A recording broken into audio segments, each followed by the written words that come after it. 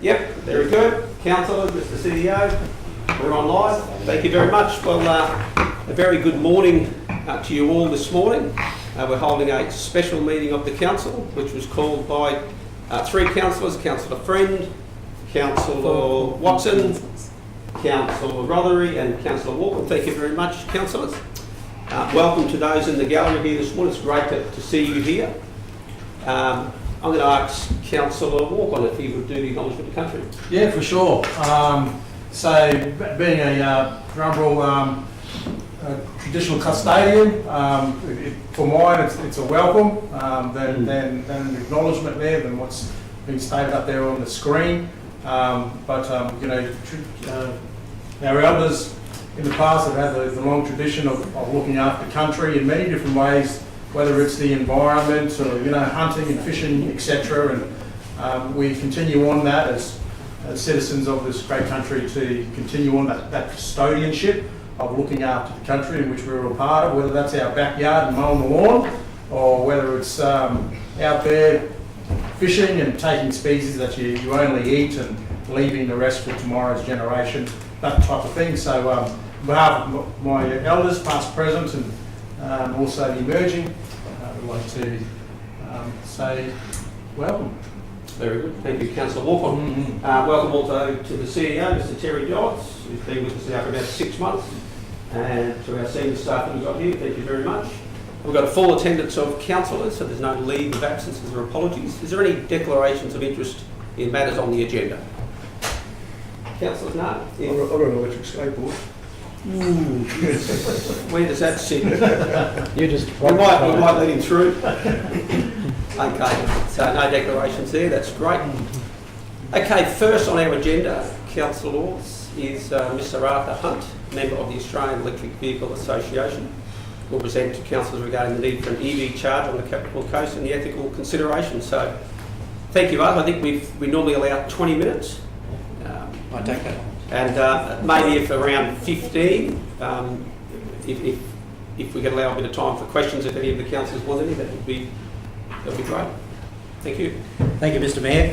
I have a graph here which I'm going to refer to during my talk. In the short notice available before this meeting, I didn't have time to prepare a PowerPoint presentation, but I have written a few things out here, and I'll be referring to that graph. I can sit down, can I? Thank you very much.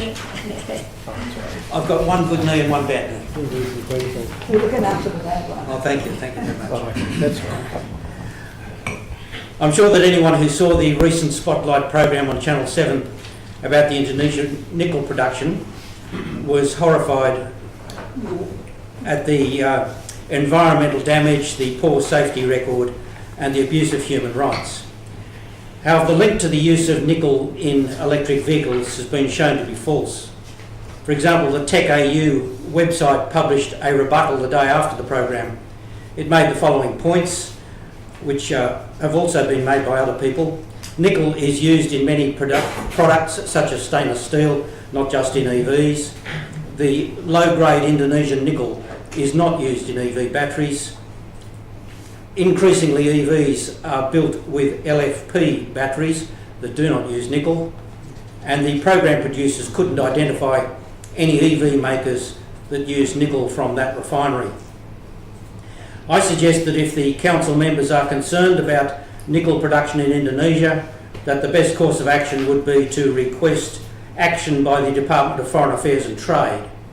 Suspension of the plans for an EV charger on the Capricorn Coast will have no impact on the situation in Indonesia, and instead it will harm tourism businesses on the coast as EV owners stay away.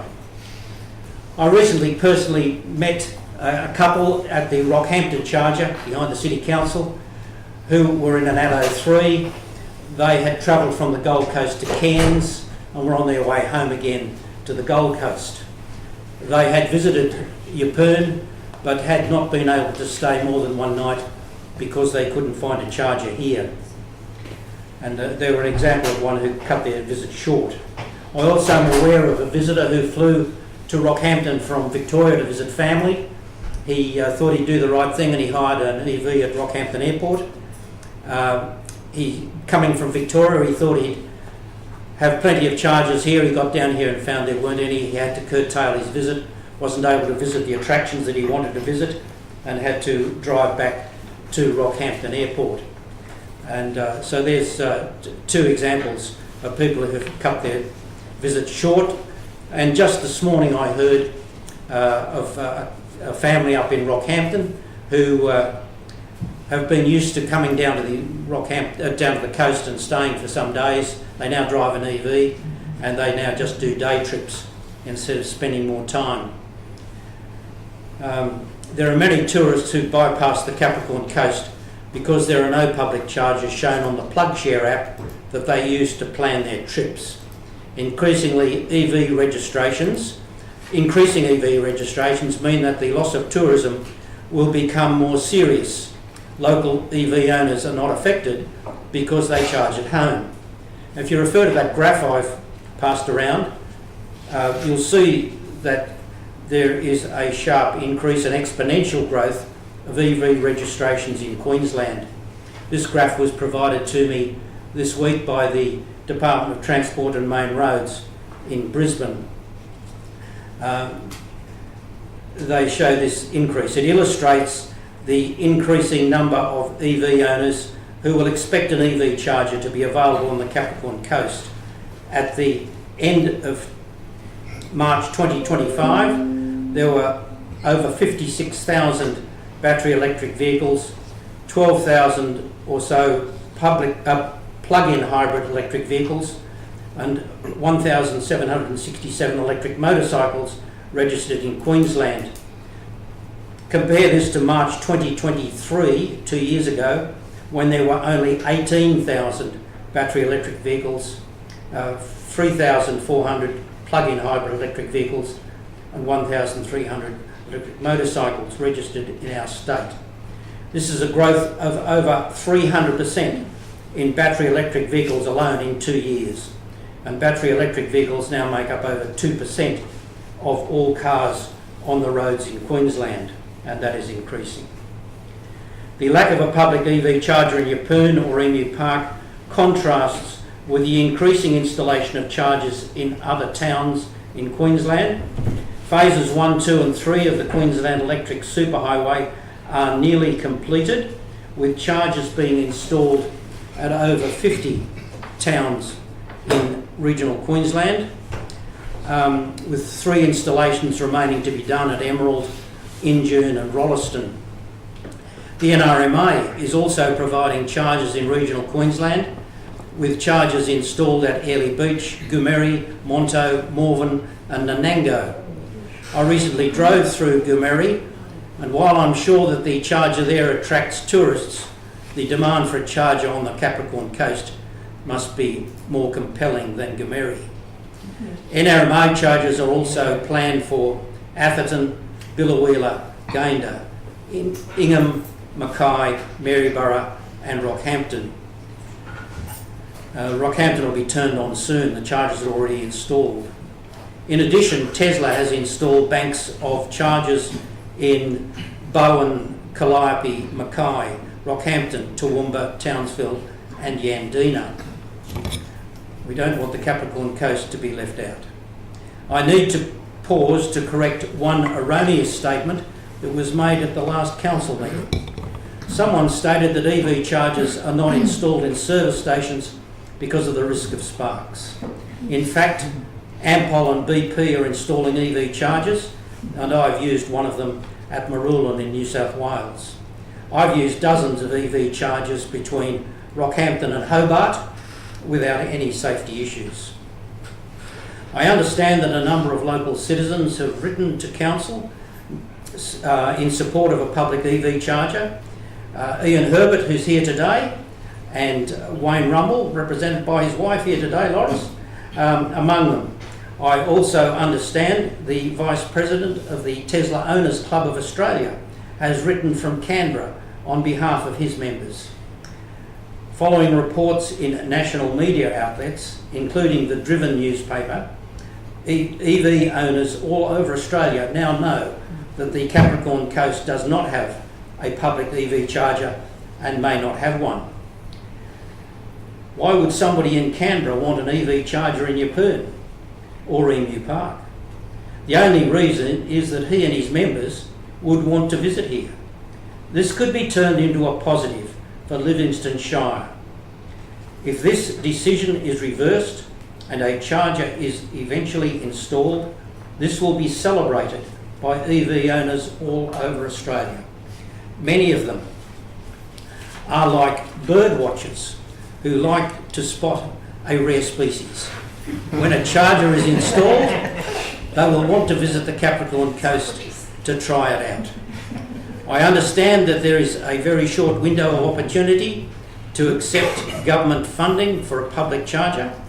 I urge the Council to rescind the previous decision to suspend the installation of an EV charger and continue the search for a suitable provider. Thank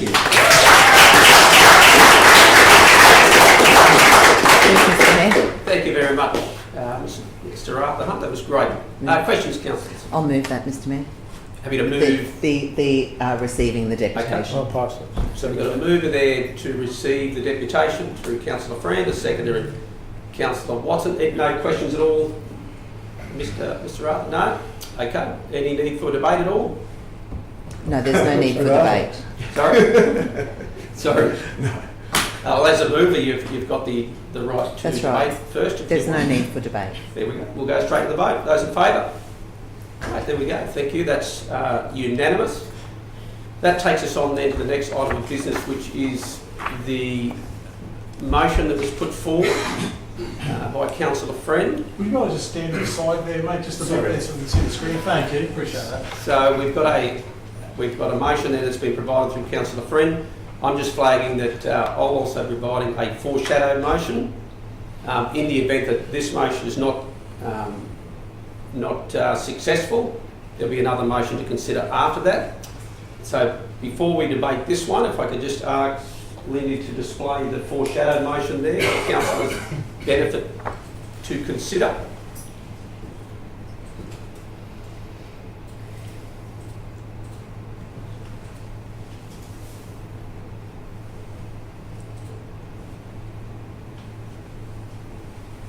I've never seen the screen being looked at so intently.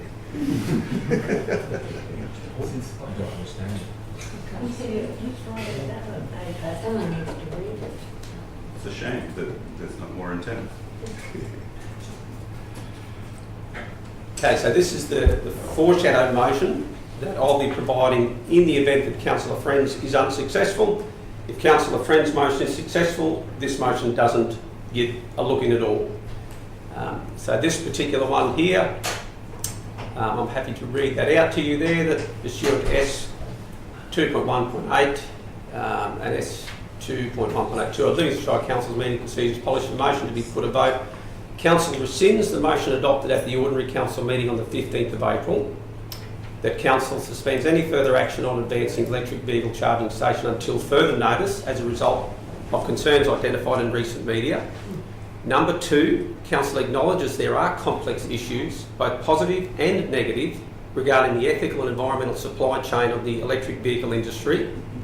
Number 3, council prepares a motion to be presented at the next available Local Government Association of Queensland and the Australian Local Government Association conferences that seeks to understand the ethical and environmental outcomes within the renewable energy sectors, i.e. wind, solar, batteries, pumped hydro and hydrogen.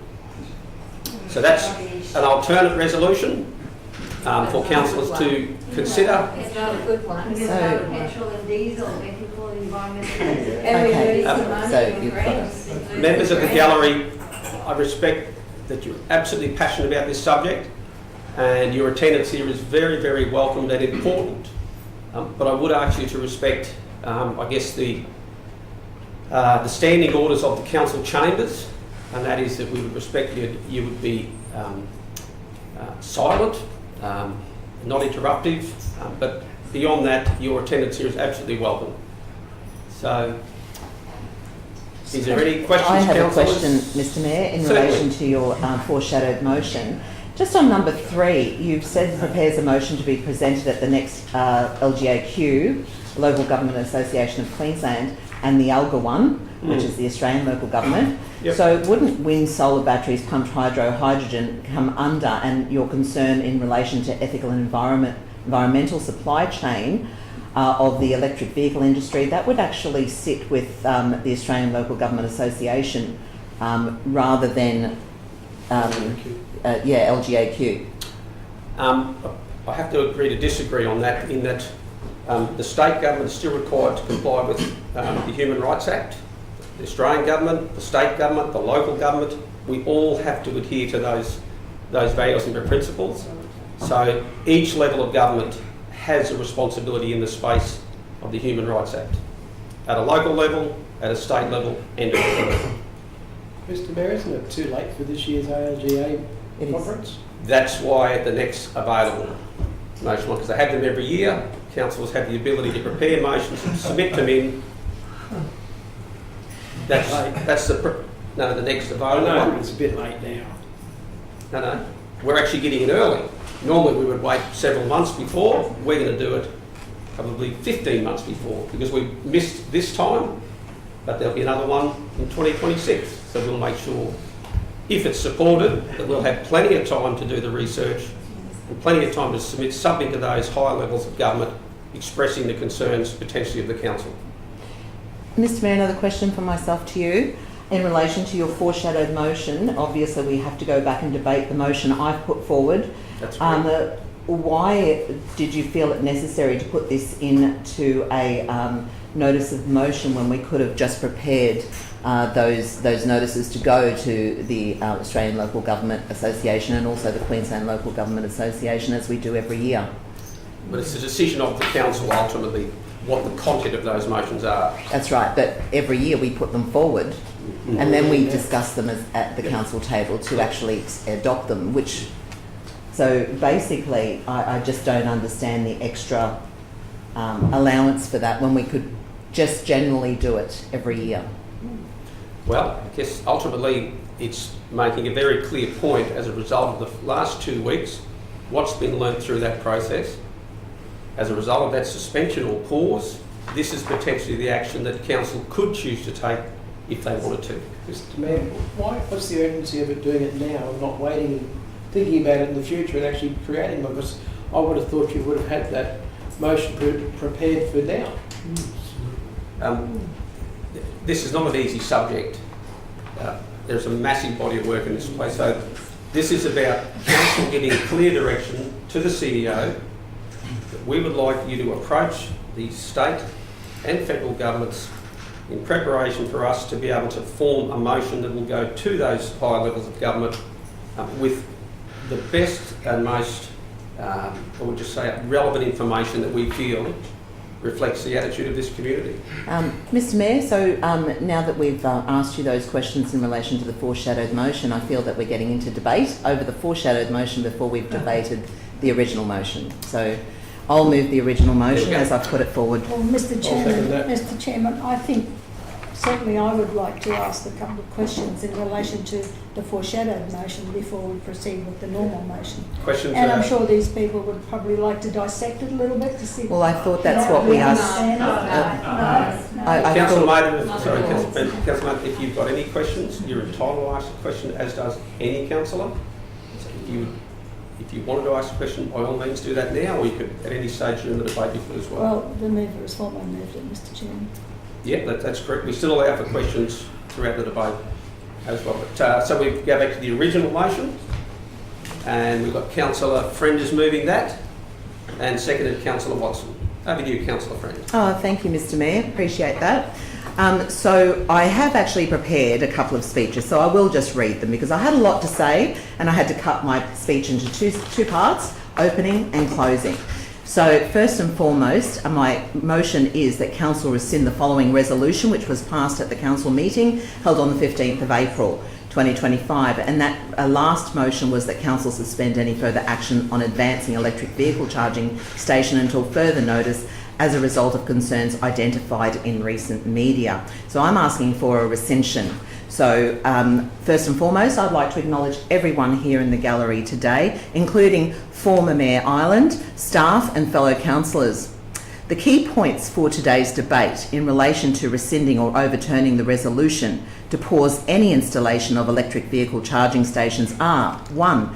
Today is the very last opportunity for the current funding offer to negotiate the installation of an EV charger at absolutely no cost to council or the ratepayers, and no cost, once again, I've got in bold here, to the ratepayers.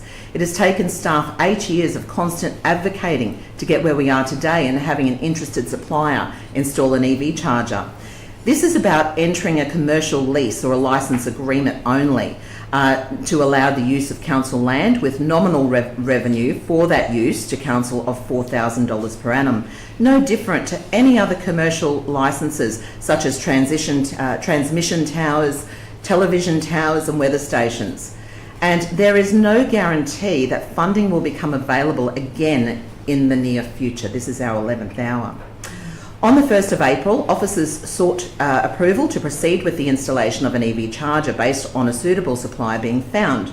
Funding was noted with no contribution by Livingstone Shire Council or the ratepayer.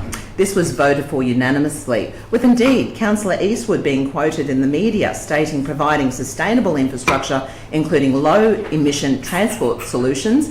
It enhances Yupoon's appeal as an eco-friendly destination and strengthens the region's position as a leader in sustainable tourism.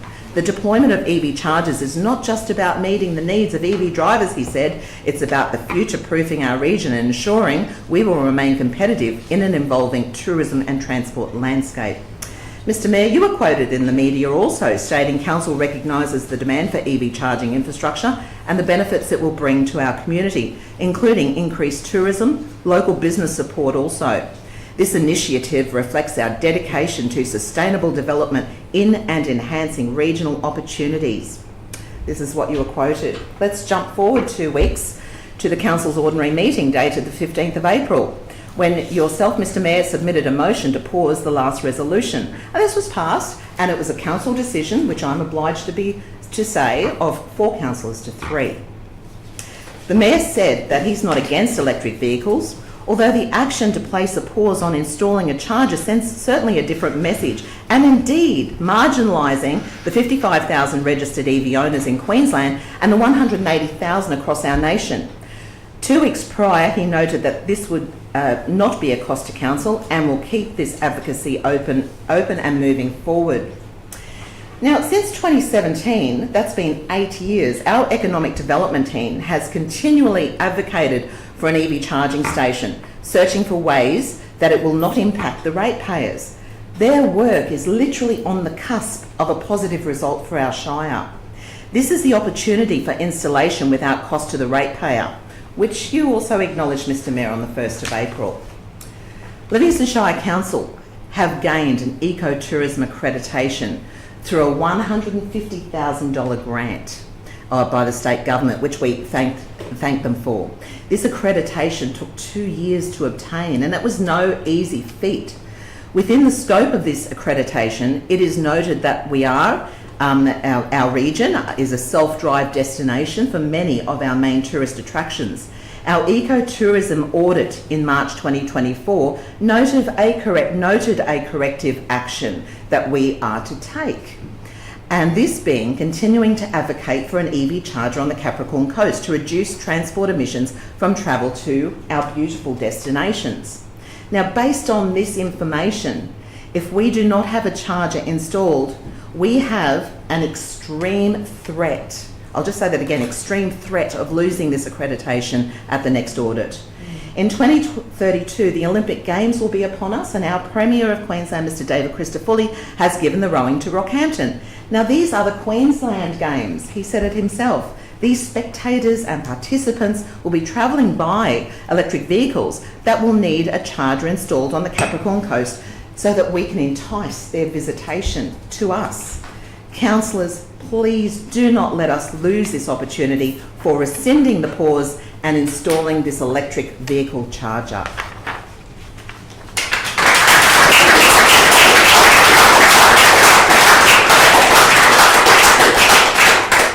Thank you, Councillor Freeman. Anyone speaking against the motion? I'll speak against the motion on the grounds that I have foreshadowed a motion that I believe achieves two positives. One, the foreshadow motion that comes next will allow for the lifting of the suspension that was put in place for 2 weeks. So it allows for a pathway forward. And two, it speaks a strong message from this council to advocate at the higher levels of government that we are deeply concerned about the responsibilities that are on our shoulders in terms of human rights. That is a responsibility we take. So probably hard. Change is a human rights issue, if ever there was one. There's much evidence, there is much evidence, but I suspect today it will probably not be well received, and that's okay. No. Not at all. As I said, Efforts from right-wing media. That's what you're faced on. excuse me, sir and madam, I would ask you to respect the standing orders of this council by remaining silent. That would be the courteous thing to do. Is that asking too much? Well, when it's what you're saying is so wrong, it is hard. Is it asking too much that we all play by the rules of the game? When do we have our say? No, Mr Mayor, this is not asking too much. Thank you very much.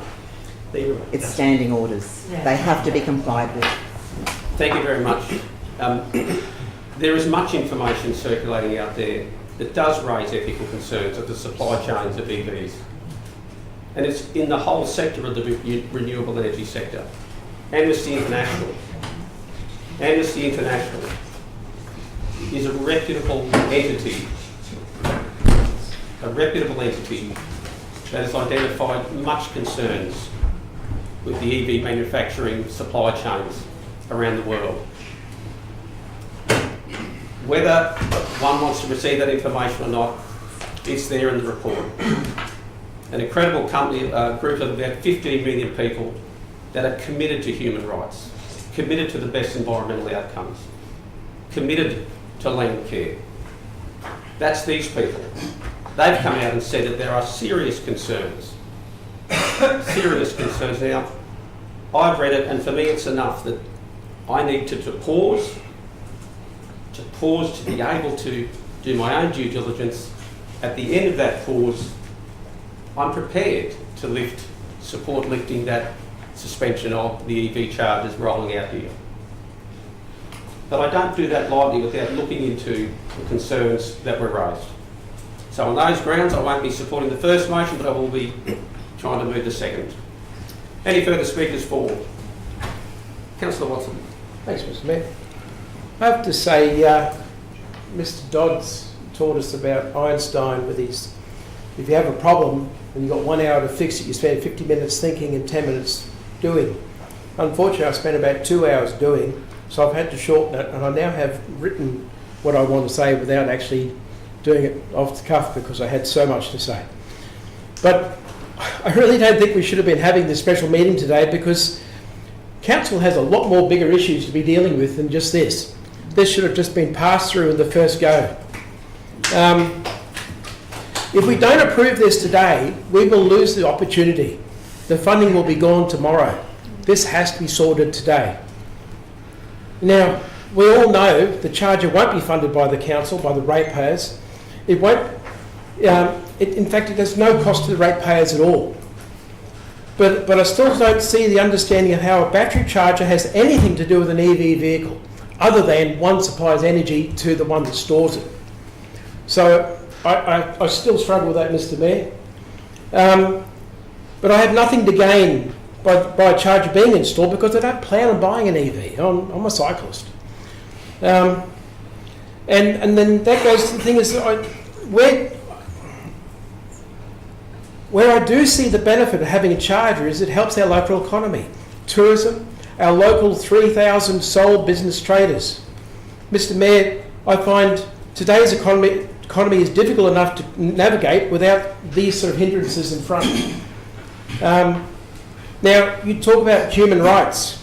If you want to know about human rights and what our council is doing for human rights, is I suggest you go down to the community centre, sit there for a day and see what we actually do as a council for the people in this area. you've got to look after your own backyard before you start looking after the world's issues.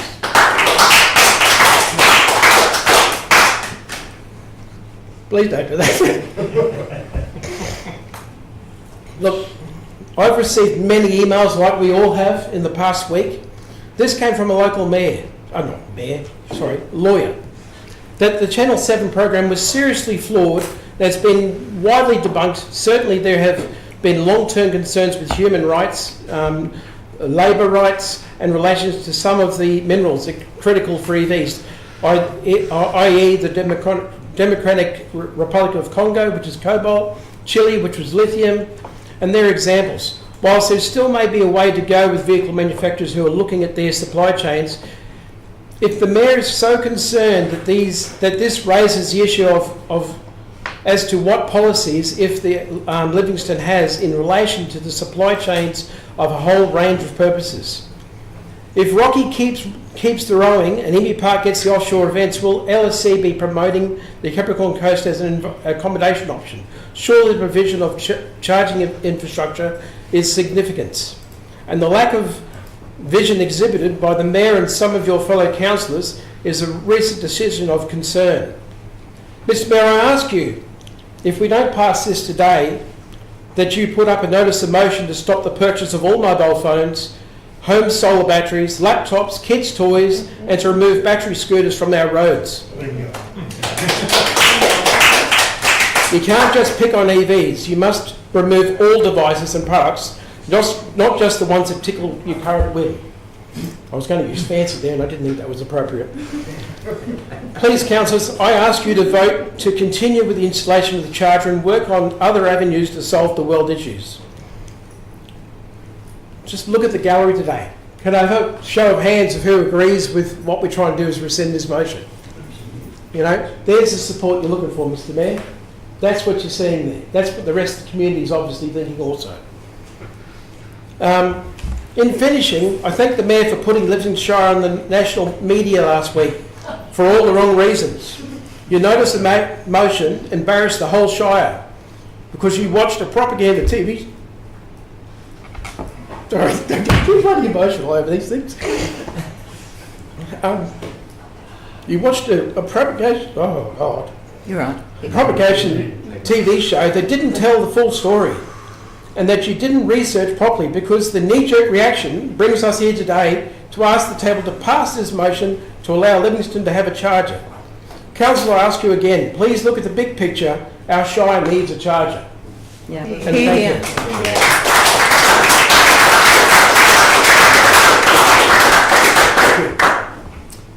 Thank you, Councillor Watson. Any further speakers against the motion? I think we've just had 4, so we're up to I'll against. speak against it, Mr Mayor. Firstly, I just really like to thank Councillor Friend for bringing this back to the table. I just want to make it really clear, I'm not against having the EV charger. I'm more for the second motion, that's all. Okay, we're in this situation. I totally disagree with Councillor Watson when he says that we become an embarrassment to the whole nation. I actually think we helped open the eyes to our nation on some of the things that are happening in the EV industry, and not all of them are good. You know, I would love to shut my eyes and pretend that everything green's great, and I can drive around a little EV and think it's fantastic and I'm helping out everywhere in the world. But I just don't believe that's totally true. I think we've got a big world picture that we've got to look at, and it's not only environment, it's human rights. And while I'm speaking against this motion, I'm only really speaking against part of it, because we're going to hopefully get the numbers to move to the second motion. And Councillor Watson, I thought it was a little bit unfair. I don't think that you're on your own in this Shire as a councillor caring about people's human rights issues. Some of us, I was a councillor, I was a chaplain for 20 years. I spent my whole life trying to help out people. So I just don't think that's a really fair thing to bring up, because many councillors here, I'm sure all of us, we've got a pastor here that does heaps for human rights. We've got others here that just really care about people. So whether that's just something that I just thought I better add that. We had somebody in the gallery shout out that something about right wing. It's got nothing to do with wings, left, right, or whatever. This is just to do, and the only reason that we actually brought this up in the first place it was nothing to do with stopping EV charges. It was to pause, okay? To pause. And that's what happened. We've paused it. Okay, so in that pause, we've been able to educate ourselves. That's a really smart thing to do. Please, that's not really fair. I don't know who's talking, but I just don't. Mr. Mayor, if you can take control of that again. But it is about pausing, and that's what we've done, and hopefully we're going to come up with a good decision that is good for the greater council and also for our wonderful country and our university. Thanks, Mr. Mayor. Thank you, Councillor Eastwood. Any further speakers for the motion? I'll speak for. Yep. How do I start this? I've been in mining for a quarter of my life, and I understand where you're coming with the ethical standards. And no matter what you're mining, what you're doing, there's always ethical standards involved. And it's not just mining minerals, it's clothing, some of the clothes where you get it from. So if you want to start talking about ethical standards, how about we go across the board? This is, to me, is about promoting Livingstone Shire Council. And we got voted in to put Livingstone Shire Council first, not anyone else. And as much as people want to say, oh, he's not really caring, I do care. But I care about the people of Livingstone Shire Council and people that we promote to come here and we want to come here that helps this shire. So I'm going to stick with my stay with my stance and vote to rescind this. And I'm hoping the other councillors do the same, because what we were voted for by the people of this shire is to do what's best for this shire. And I believe having, and it doesn't matter if you're for or against whatever, you know, I'm for a lot of different things. But when I make my decision and when my vote is put forward, is I believe that I have done my homework, I've spoken to the people out there, and if I for or against, it doesn't matter, but I know the people of Livingstone Shire need this, want this, and that's why I'm going to keep my vote. Hear, hear.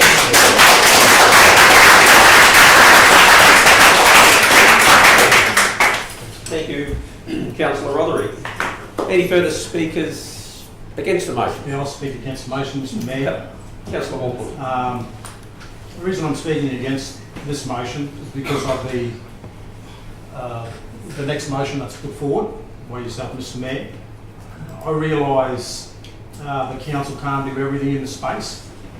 We can't control how mining companies do business, can't control it, or how car companies align themselves with ethical human rights practices, no matter what their policies are. But it shouldn't stop us from doing something. We can lobby to the government and be the council that stands up for human rights in whatever space it is. It may not be huge, but it is something. We are known as an ecotourism destination, which means that we're a place that promotes sustainable practices and conservation. Doing something like this, in my opinion, extends our promotion of sustainable practices and conservation. The original notice of motion was not saying that we don't want EV chargers. EV vehicles had nothing to do with it, which some have interpreted to be. However, it was about sourcing more information about ethical concerns regarding sourcing nickel from mines with unethical practices. I see no problem, Mr. Mayor, with delaying decisions to make a more informed one. This is what has been done, and I think that we are better because of it. soon the EV market will dominate the car industry. I think it's important to advocate to the state and federal governments to do the work. I repeat again, Mr. Mayor, that they do the work, state and the federal government to do the work to ensure ethical practices are adhered to. Thank you. Thank you, Councillor Walcott. Any further speakers, either for or against? Yes, Mr. Councillor Mayor. Mather.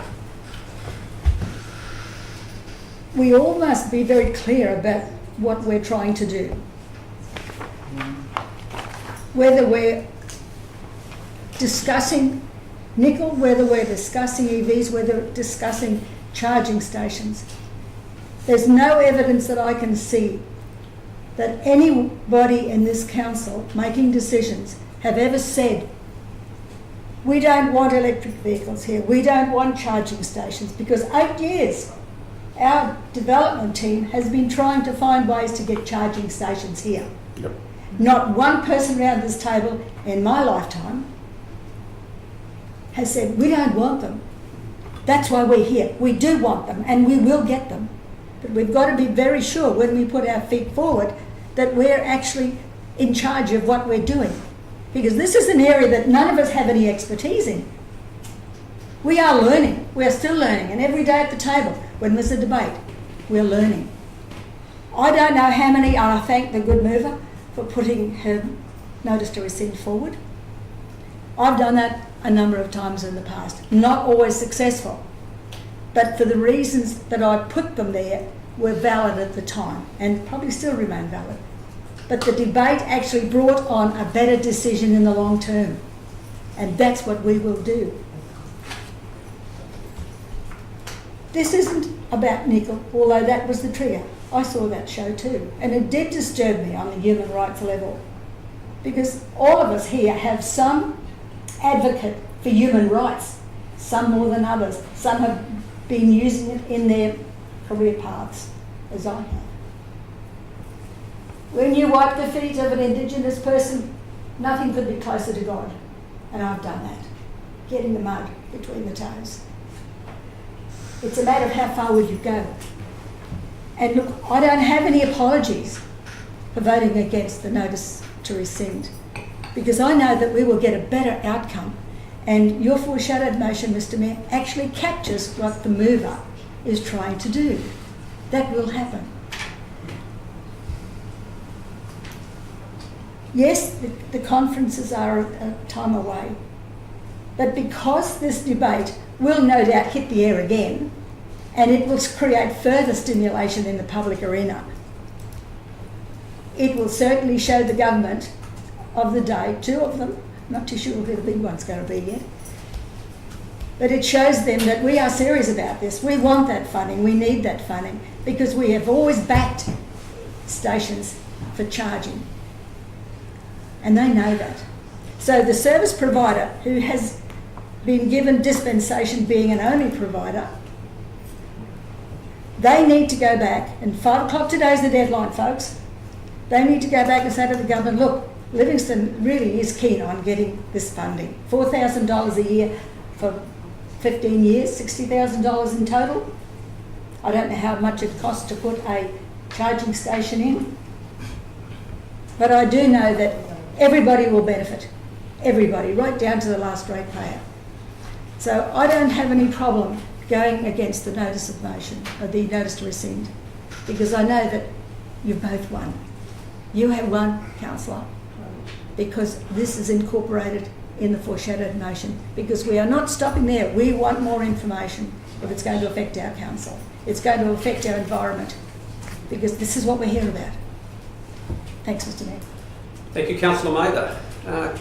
Councillor Friend? Yes, I'll You have the right close. to wrap up debate. Yes, thank you very much.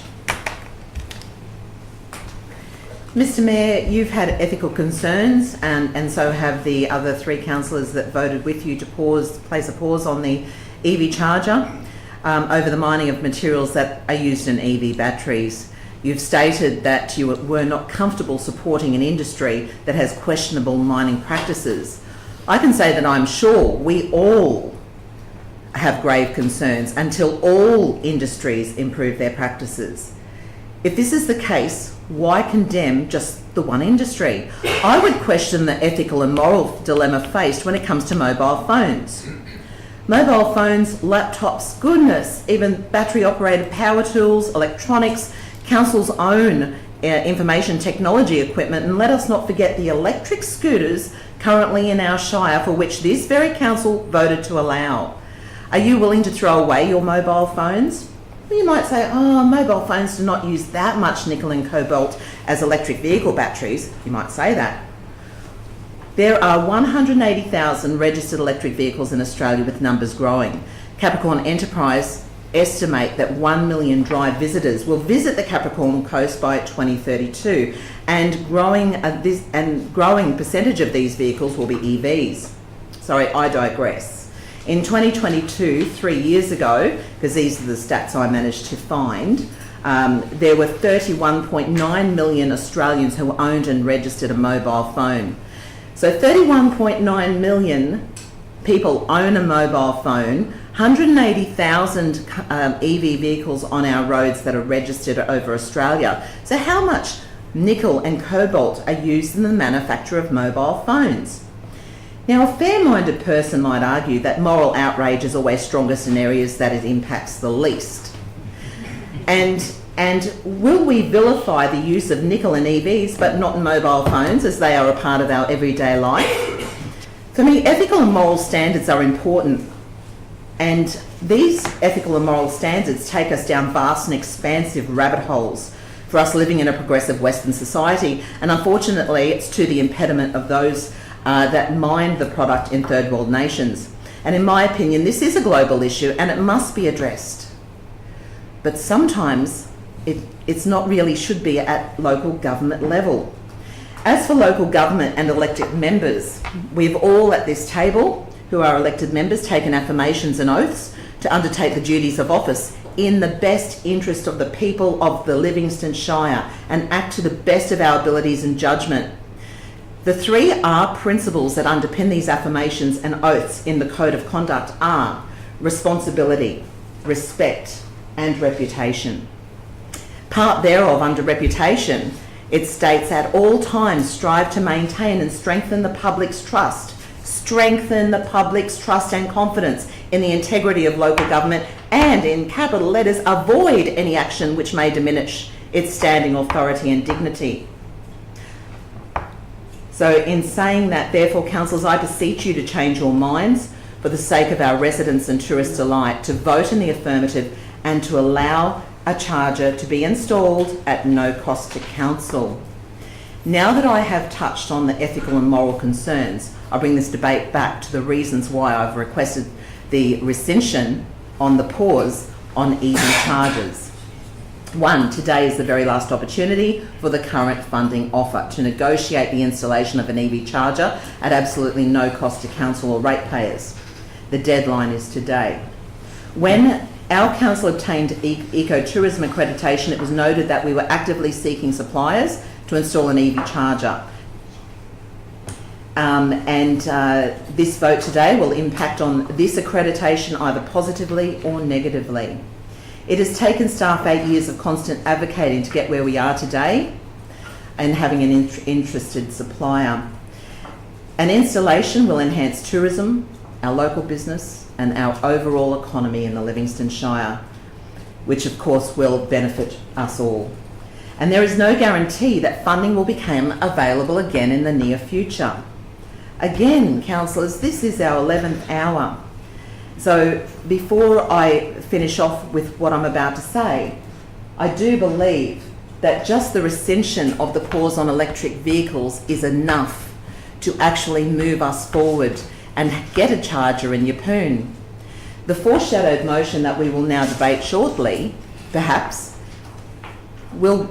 has those extra steps in it, but steps that weren't actually needed in today's debate. The steps are there, and I will talk about that further if it gets to that. But again, carpe diem, councillors. Councillors, we need to seize the day and vote yes, just to rescinding this pause.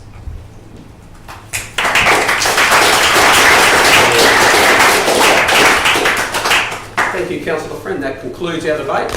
We'll now go to the vote. Those in favour of the current resolution? Those against? Oh, the gallery doesn't count, sorry. It'll count eventually. Beg your pardon? It'll count eventually. I'm sure it will. Sure it will. So the motion is lost. 4 votes to 3. This is ridiculous.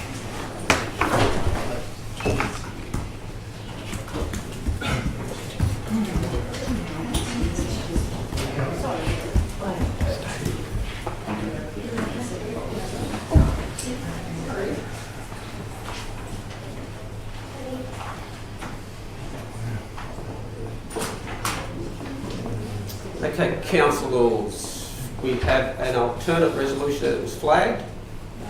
Mr CEO, you just jabbed in the ribs. Did you need to? Yes, Mr Mayor, welcome everybody. I'd like to make a comment that the information that was written down here is a few days old, and as of 9 minutes past 4 yesterday afternoon, EV wrote to council and formally withdrew their offer to install a charging station. So that should not affect the grant, but it will mean councils will need to seek an alternative provider. As I said, it was at 9 minutes past 4 yesterday afternoon. It was not something that could be foreseen when the report was written out, and not something that, and because it happened so late, there was no way to stop the meeting or amend the meeting. Some questions through you, Mr Mayor, to Mr Certainly, CEO. Did they supply reasons as to why they have pulled out? So, hi Sonia, thanks for the time on the phone earlier. Confirming that we're withdrawing our proposal to install EV fast charging in Perth as part of the QRIDA program.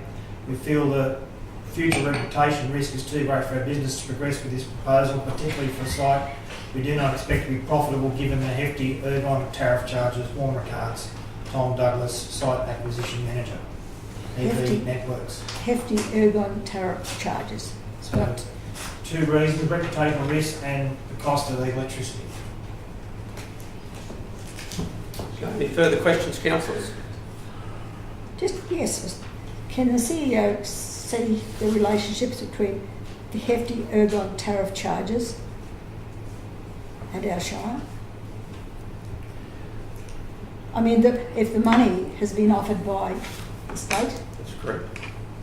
that money should still be available. If this service provider has chosen not to take it up on our behalf because of their reputation or their charges from ergon, that's between them and ergon. I don't think they should use it as an excuse to back out from us, because they've got... So do you, Mr CEO? Through Mr Mayor, council's got no influence over EV, spelled EVIE, not EV as in electric vehicles. Yeah. We're sort of sailing a little bit into no man's land in that regards, because there wasn't a huge uptake in network providers.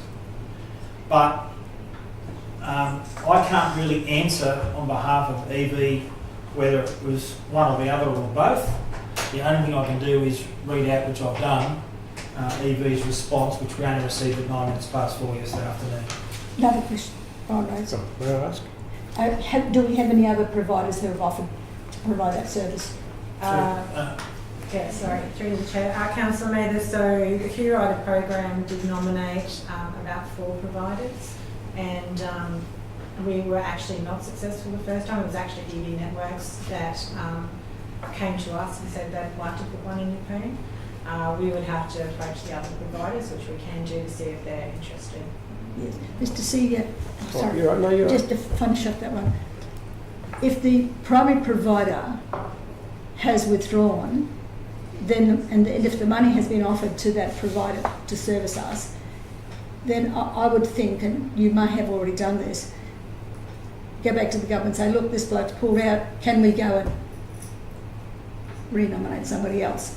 Because if that money's still there, Councillor Mayor, that will be what we will be advocating for, whether or not it's too late or whether the state government agrees, that's up to them. well, because we've had only that news at 4 o'clock yesterday, we've only got that small window of opportunity to go straight back via a phone call and say, look, this is the situation.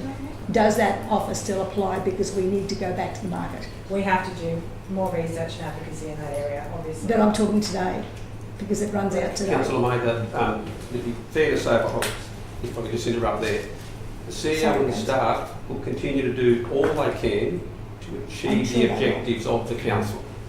Whatever those objectives are determined, these very, very fine performing people in the respective roles will do all they can to achieve those goals. Reaching out, They've always done that, Mr. Mayor. and they will continue to do that. We can be very confident I'm of just that. conscious of the time. Thank you for raising that. Through the chair, Councillor Mayor, that deadline and time is not to do with the funding. That was just actually EV Networks as a provider wanted that assurance so they could ensure construction was completed by the end of the year. Now that they're not undertaking the project, we're not bound by that deadline, but we are bound by the fact that we need to advocate quite quickly because obviously that funding runs out at the end of the year. Which you will do by you, Mayor. Thank you. So, it's really Councillor clear. Watson. Sonia, you're saying we still have to have it installed by the end of the year? I believe that was Q Rider's conditions on the funding. I can't speak for the state government. I'm not sure what this action will do or whether they'll be open to looking at other providers, but we will do our best to ensure that this opportunity isn't lost. If Evie had said yes today, we're going ahead with it, how long do you feel it would have taken to install this device? They have done some pre-design work, so I'm not really sure, but under 6 months. So we're right on the Very good. Mr. Mayor, through Yes, you to the Councillor CEO, this changes the game to a large degree, doesn't it? We've got to paddle in a different direction. So I'm asking, do we need to amend that foreshadowed motion? Well, Is there any need to review it what? in light of the new information? and what would that look like?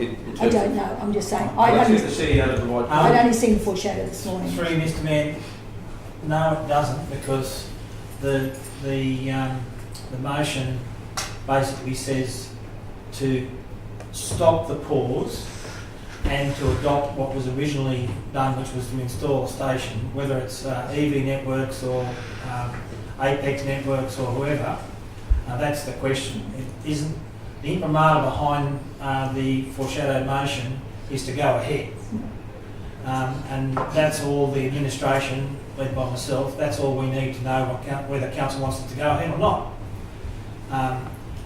The people that will use it, it won't really make any difference of how they get the electricity into their cars as long as they're getting the electricity in their cars if council choose to vote for the foreshadowed motion. So when you say go ahead, be clear for anybody listening.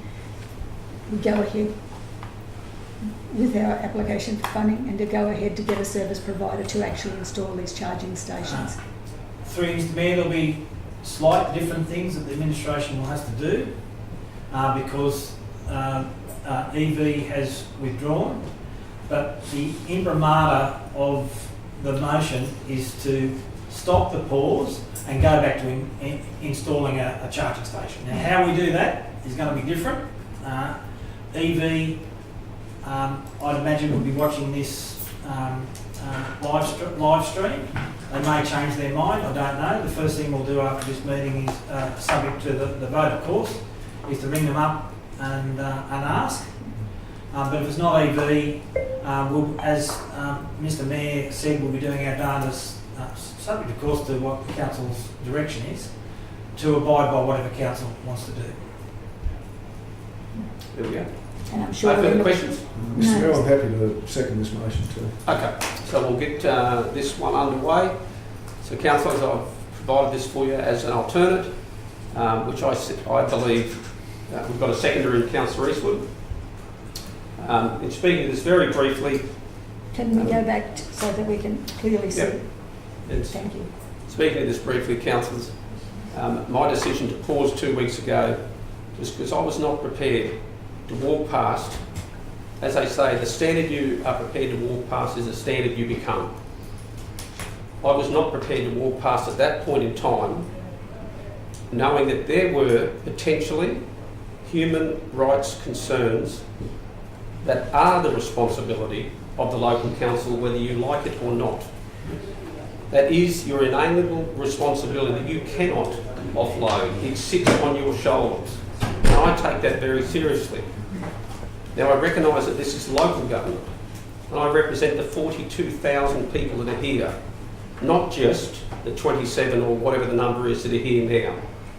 Everyone out there deserves the same equal representation, and that is what I'm endeavouring to do. Pausing for 2 weeks, as we've done, to do more due diligence, and where I have found that there are concerns with the ethical supply chains of the EV industry, that is categorically clear. The Amnesty International have researched, and they found one of the Chinese companies the lowest in their ethical supply chains of their minerals. That is a concern to me, and I would think it's a concern to many people. So what could I do about it in my role? My responsibility is to ensure that I am reflecting the human rights standards that this country has set, that this country has fought for, and tomorrow I'll be attending an Anzac Day service where I'll be grateful for the sacrifices of the men and women that have served the Australian Defence Force to give us the greatest country in the world. And we have the highest ethical standards, the highest human rights standards, the highest environmental standards, but certainly those that are importing into this country do not necessarily. That should alarm us. It alarms me. That's why this motion here recognise that there are good EVs, there are good wind and solar, there is great renewable energy, but it still needs to be regulated, it needs to be monitored, because other countries don't necessarily reflect Australia's values. For some of you, you may disagree with that, and that's fine.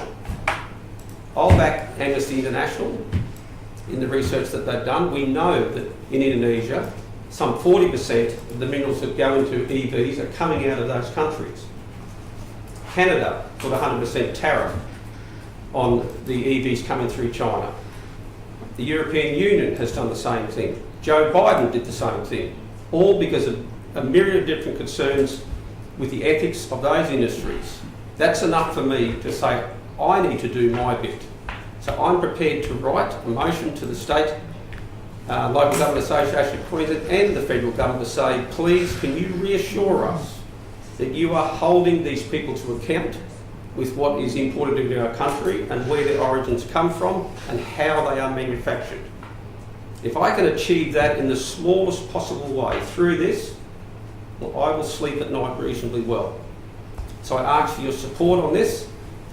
In terms of concerns that my actions may have jeopardised our tourism industry, I find that a gross overreach. This council is doing all it can to support small business. We have made a myriad of decisions that have set this council on a positive trajectory going forward. We've knocked out 14 appeals in the planning court that we were bogged down with. We are opening up new land in a residential area with a 60-day time frame instead of taking 3 years. We are prepared to invest $750,000 in our CBD to improve that. So I feel we're doing the heavy lifting to support our tourism industry, and to threaten that my actions would jeopardise that industry over pausing for 2 weeks to do greater due diligence in the areas of responsibility, I feel is an overreach. But that's what comes with this job. You've got to accept those criticisms. If they stick, so be it. It's interesting that some councillors have said this is not a local government issue. And it's interesting that it gets made a local government issue by virtues that we want the economic benefit of this. How could you affect our businesses by doing this? So it's made very local by the benefits that we get out of it. But when it comes to the responsibilities that also come with it, We don't want to know about that. No, push it away to somebody else. Not in my chair, it's not. I'll take the economic benefit from the EVs, but I want to make sure that I'm doing it in a responsible and ethical way. You can't just take the good, you've got to take the good and the bad, and that's what your shoulders need to do to create balance. I think I've said enough. Thank Question, you. I'm exhausted. Question, Mr Mayor. Yes, Councillor Frank. So, would you be willing to make this 2 separate motions, leave number 1 alone on its own, and put 2 and 3 together in a separate motion? No, I wouldn't be. I'm happy to put that to a procedural. Well, procedural. But there's no debate on procedure. No. The suggestion to split number 1. we've just virtually just done that. We virtually just done that. Yes. Would be my understanding. Yes, it is. I want to be as accommodating as I can, but we've virtually just done that in the previous Yes. previous motion. So on those grounds, it is my preference that the motion be debated on its merits as it is. I'm not prepared to split the motion. Any speakers against? I'll speak against.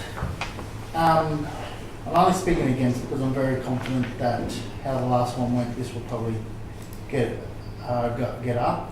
But I'm still going to against this because I don't think this is needed. I think I was happy with the first one as I was at the last meeting. I do want to say a couple of things, and I'm very confident you referred to me when I said it's not a council problem, but I didn't say it was not a council problem. I said you can't pick and choose what you want council to take priority. You know, if you're going to take priority over, if you're going to choose this one, then how about the clothing? How about coal? How about oil? Well, you can't pick and choose. I do not think it's fair. Actually, I think it's on the verge of embarrassing to bring the Anzacs up in this meeting. That is, to me, especially when it's tomorrow, I don't believe that is right for the people that did lose their lives for this country. And the last point I want to just make is that it doesn't matter if one person doesn't come to this region but we've been told, we've been proven that one family coming here, they go home, they say how beautiful it is, then friends come, so that one person can turn into 10. If it's 10 cars not coming in, it could turn into 100. So again, I said it's what's best for this area, and I'm going to stick to that. And I'm voting down this only because I'm sticking to my horses on the last one. I should have got up. Thank you. Thank you, Councillor Rothery. Any speakers for? Mr Mayor, I have to say I'm disappointed in the table for not voting for the last motion.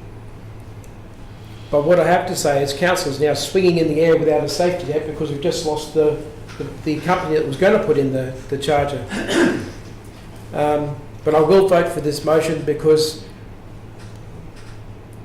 we need it. But I believe you realise you backed the wrong horse and you piggybacked the former motion and just added a couple extra points to make it. That could have been done at any time in the next 12 months, and as long as the charger is installed, I'll go with this motion. Thank you, Councillor Watson. Any further speakers against?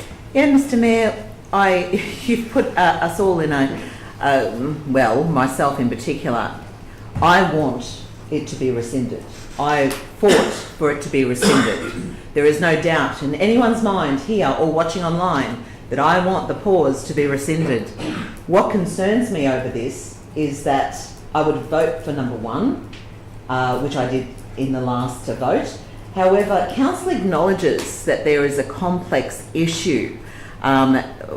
We've all already acknowledged it's a complex issue. In fact, we've done so on a national level. And so everyone else in the country know that we are concerned about complex issues, both positive and negative. I believe that's superfluous for this particular motion. The third one is, presented to the LGAQ and ALGA conferences. Now, I have no issue with presenting notices of motion in this kind of vein for them to take that notice of motion and to be debated once again on a national scale at the National Assembly in Canberra. However, we've already had national coverage on this, and as the CEO has said, we've lost EV Networks. And I want to let everyone know that EV Networks provide charging stations only and are a reputable company and are a sustainable company as well. So I'll stick up for them any day. But I don't believe that we need LGAQ or ALGA to help us understand the ethical and environmental concerns. We have competent officers in council that will help source the information and have already on numerous occasions advised us about the ethical and moral concerns.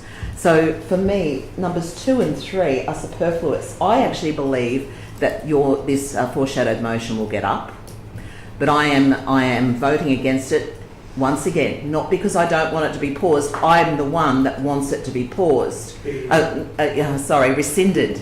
We want the pause to be rescinded.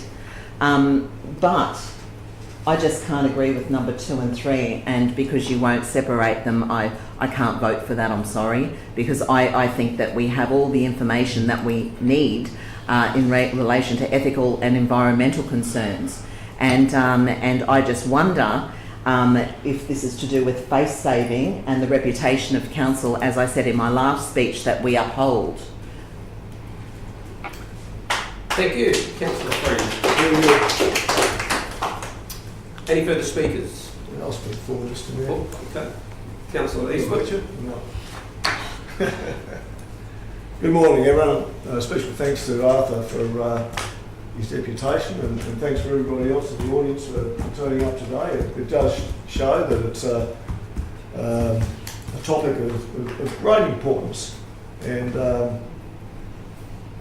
we don't belittle that. And obviously, I think that is a topic of great importance, and that's why I'm happy to go for this resolution. I don't think you did back the wrong horse, Mr. Mayor. I just think you put it in the stables for a couple of weeks, and that horse is now out and running. I do believe, councillors, that, and I think it's important to set the record straight on a couple of things. On April Fool's Day, I, along with all councillors, made a unanimous decision to partner with a qualified supplier to install and operate and maintain an EV charging device on council land in Yeppoon. Council friends read out some of the stuff that I sent in the media statement, but I will read it again. Development and Environment Committee Co-Chair, Councillor Pat Eastwood, said the introduction of EV chargers aligns with Livingstone Shire's eco-tourism certification requirements, providing sustainable infrastructure, including low-emission transport solutions. It enhances Yeppoon's appeal as a green destination and strengthens the region's position as a leader in sustainable tourism. Councillor Eastwood said, the deployment of EV chargers is not just about meeting the needs of EV drivers today, it's about future-proofing our region and ensuring we remain competitive in the evolving tourism and transport market or landscape. The Mayor was also prominent in that media release and made this comment. Council recognises the growing demand for EV charging infrastructure and the significant benefits it will bring to our community, including increased tourism and local business support. Sometime later, a Sunday evening TV program, Spotlight, gained my attention, and I watched aghast at some of the environmental issues and human rights issues shown in that current affair program in relation to mining of components that go into some EV batteries. This program prompted me to make some further preliminary investigation. However, following the program, at the council meeting of the 15th of April, to give some time to dig deeper into the truth of the matter, the Mayor put up a notice of motion to pause, I think that's a really important word here, to pause the EV charging rollout. not to rescind it. And that motion was won. There was a little bit of hysteria over the decision, and folk from all over the place sent pro and con messages. I have to state though that in all my time in council, the message attacking the decision was some of the worst I've experienced, and some were quite uncouth and condescending. Unfortunately, the situation was made worse in that the funding timeline was coming to an end, and it had been difficult to find a supplier and installer of the charger. To me, the further I looked, the more I found signs of planetary vandalism, ecological destruction, and damage to human habitat. Many of the emails I received stated that the dirty nickel mentioned in the Spotlight documentary was Class 2 and not used in EV battery production, but stainless steel, and therefore should we ban stainless steel. I really found this to be a red herring, because we're not talking about or voting on stainless steel, or councillor friend, mobile phones, or councillor Rotherham, clothes. My inquiries have found that Class 2 nickel gets converted to Class 1 nickel matte through both high pressure acid leaching or a rotary kiln electric furnace, and it's estimated that 270,000 tonnes per annum are converted from Class 2 nickel to Class 1 matte in Indonesia. Reports vary, with Indonesia supplying approximately 40% of the nickel used in EVs worldwide to 40 to 55%. And that, I must add, tailings from that cause lots of the problems, because the tailings get pushed into the sea and cause so much economical damage, habitat damage with live fish dying in the sea. It's actually a really huge problem. Some EVs don't have nickel. Of those that do, Climate Rights International estimates the average EV contains 39 kilograms of nickel, and other estimates are around 29 kilograms. I personally love the idea of electric vehicles, and I own a couple of electric skateboards that I was using quite often until a recent stack. As a conservationist, surfer, past chaplain, and general lover of all things outdoors, I'm not only concerned about my local environment and people, but those in the rest of the world. I hope that the Spotlight show was just the tip of the iceberg. Well, I hope it wasn't actually. And I hope that other media decide to delve deep into this industry so we gain a full understanding of what we're getting ourselves into. I watched a morning show this morning that told us that there were going to be lots of cheap Chinese EVs coming our way. So please, let's not have our heads in the clouds if they are rain clouds. Amnesty International Secretary General Agnes 30 seconds, Councillor. Agnes Callamard states, mining for the minerals used in EVs can entail huge risks for people and the environment, and it's time to shift gears and ensure EVs don't leave behind a legacy of human rights. To conclude, I'm comfortable having an EV charger in town, but to me it's important that each EV owner does their own due diligence in relation to the vehicle they are driving and what, who, where aspects of their battery. And good luck with that, you'll need it. There are lots of smoke and mirrors, it seems, when it comes to the EV industry, and it does have more questions than answers. And it makes me feel generally more comfortable driving my diesel guzzling, dirty old Excuse me, I've just traded one in. Land Cruiser Troopy up the beach. I do support this motion. I do hope that you do the same, and we all need to not only look forward to an EV charger on this coast, but we all need to do our bit to look after the environment of not only the Capricorn coast, not only Australia, but the greater world. Thanks, councillors. Thank you, Councillor Eastwood.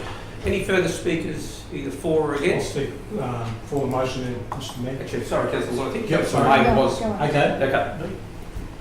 We'll go to you, Councillor Maida, because you did have your hand up earlier.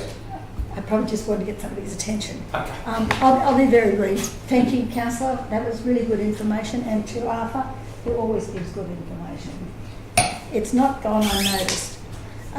All I can say very quickly, the first part of this motion is what everybody wants at this table.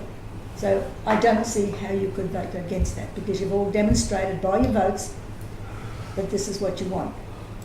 So we're going to do that. The acknowledgement of the complex issues. Nobody can deny that, because we are amateurs in this game and we rely on people who research and our staff. And I'd say it's a very difficult job because they don't know where to start. There's just so much information out there, but they do come back with good information. So we can't ignore the fact that there are complex issues involved. And as we speak today, I'm sure they're coming up with new ideas everywhere across the world.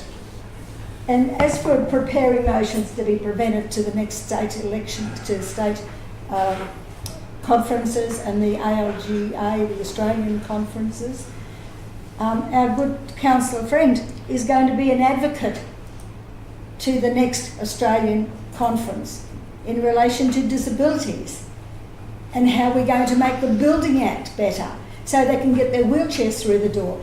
We recognise that there are deficiencies in a lot of legislation and a lot of processes within our local government and greater systems. So that's good, and who could do it better than Councillor Friend? So I'm really glad that we've recognised that it's not in only our backyard. We are reaching further. We identify the deficiencies in legislation and we take it to the next level, and we take it to the higher level, which Councillor Friend is going to do. That's exactly what we're doing here. We can't deny that what starts off here as a thought or an identification for somebody who can't get through a door in a wheelchair has gone Australia-wide, and we are going to make changes Australia-wide for the betterment of our community and these disadvantaged people. All I can say is 1, 2 and 3, nobody can deny, Mr Mayor. Thank you, Councillor May. Any further speakers? Yeah, Councillor Walker. Yeah, just speak for that, Mr Mayor. I just don't think that finding out more information on an issue is a problem. If I'm unsure about something, I'll go and ask why. And I'll make no excuses of continuing to do this further in the future. If we jump on a plane, we don't know how that flight's going to go. We don't know whether there's going to be turbulence, smooth sailing, or a plane crash. We paused to find out more information. 15 minutes ago, we find out that Evie's pulled out. None of us knew. Whether that changed things in the original motion, don't know. No one knows. Never gone to the debate. What I'm voting for this is because we get the best of both. We're still advocating to get an EV charger in our area, and we're also looking at our ethical concerns as well. By not voting for this, Mr Mayor, it's a potential that we will halt the progress of getting an EV charger in Livingstone. 8 years of advocating and now enhancing our tourism in this area. I'm advocating for this because I want to continue to see tourism to expand in Livingstone. Thanks very much. Thank you, Councillor Walker. Councillors, staff in the gallery, I'll wrap up the debate. There's been much said today, and I want to value and respect each councillor here for their participation in the hard questions that at times come through the local government table. Livingstone is a place that we all love to live in. We're proud to live here. We are so invested in this place, and there's something unique about Livingstone. We've spent a bit of time trying to work out, we don't want to be like Noosa, we don't want to be like Byron Bay, we don't want to be like the Sunshine Coast, we want to be us here on the Capricorn Coast and the hinterland, all the way up, the various places in there. This council pushed back, well, many from this council pushed back on the COVID restrictions a couple of years ago. We made a decision to write a letter to the Premier to say, hey, do you realise that the impacts of what you're doing is really hurting small business? We didn't say anything more than that. We didn't say, don't get vaccinated or don't do this. We just were prepared to ask because we think that's our responsibility. And this here is another example. Now, I might not have all the facts right. Councillor Eastwood may not. Councillor Friend may not. We do our best to get the information that we can to make an informed decision. To pause for that time was all about that. And regrettably, I take responsibility that the passionate EV owners in this room that I'm now looking at here face to face, I recognise for many of you, this has been offensive and this has been hard because it's almost like you people have been put on the stand. As if your choice to be environmentally conscious by purchasing an EV is somehow that you're adding to environmental or humanitarian destruction. For that, I apologise. But it comes with the territory. If anything, you and I, in many ways, can be advocates because we want the same cleanest outcomes that we can get. We want an industry that's got integrity. I don't believe that that is the record of the EV industry as a whole. There is enough evidence there that concerns me. But by gosh, I will fight every day that I can to improve the integrity of that industry so that we are on the same page. Because I don't think we're that far apart. I respect if you disagree, but that's where I sit with it. When I was on the ABC last week, they said, it looks like you've chosen to pause this or to suspend this or stop this because of one article that the Sunrise, or the 7:30, whatever it's called. Would you change your mind if you had other information? I said, absolutely I would change my mind. And it's not about one article. To not change your mind in the face of relevant information is called cognitive dissonance, where no matter what information you had before you, you refuse to change your mind. That's not an example of a democratically elected leader. Taking on all the information that I felt I needed through that pause has helped me understand it better. Whether it was stainless steel, whatever product that comes out of a dirty mine that subjects children and stuffs the environment, I advocate to get that cleaned up, whether it's an EV, whether it's a laptop, whether it's a hot pan, whatever. Why wouldn't we? Why wouldn't we just single out one thing? Absolutely not. Because it's responsibility under our human rights, and that's what I'll continue to do. I hope we don't have to do more of these. We have got a lot of local issues, barking dogs, potholes, absolutely, Councillor Watson. And they'll be there tomorrow, you can be sure of that. But councillors, I thank you for your contribution. I want to thank you, the staff. This has been a pressure test for us. But they say that if you go through trials together and you come out the other end with your respect and your dignity, you become closer and you become better. And I believe that we here in Livingstone, that's what we're about. We're not quitters. We've got each other's back. We can always communicate better. And I absolutely will try and endeavour to do that in the future. And on that note, we'll put it to the vote. Those in favour? Those against? The motion is carried. That concludes our special meeting. Thank you, Mr. CEO. Thank you to our wonderful staff. Councillors, and thank you to the gallery. Thank you, Arthur, too. Yep, thank you, Mr. Arthur.